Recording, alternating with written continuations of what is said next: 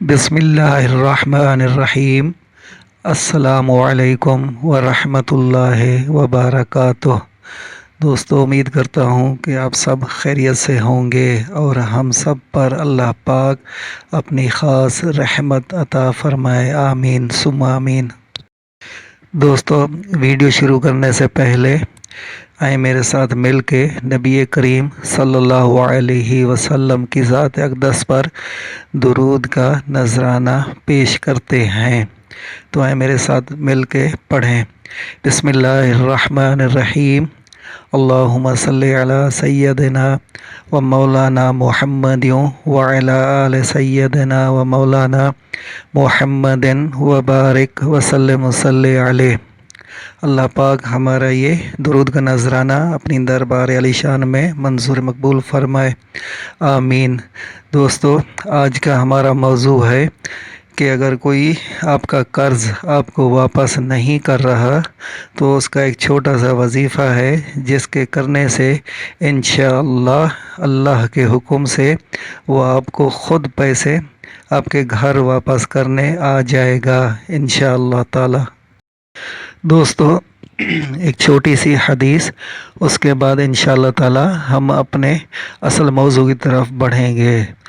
حدیث نبوی صلی اللہ علیہ وسلم، رسول کریم صلی اللہ علیہ وسلم نے فرمایا، پہلوان وہ نہیں ہے جو کشتی لڑنے میں غالب ہو جائے، بلکہ اصل پہلوان تو وہ ہے جو غصے کی حالت میں اپنے آپ پر قابو پا جائے، بے قابو نہ ہو پائے۔ صحیح بخاری۔ سبحان اللہ۔ دوستو، سب سے بڑا مسئلہ یہ ہے آج کے دور میں کہ اگر کسی پر احسان عظیم کیا جائے اور اسے مشکل وقت میں کچھ اس کی مدد پیسے وغیرہ سے کی جائے تو وہ اپنا احسان بھول جاتا ہے۔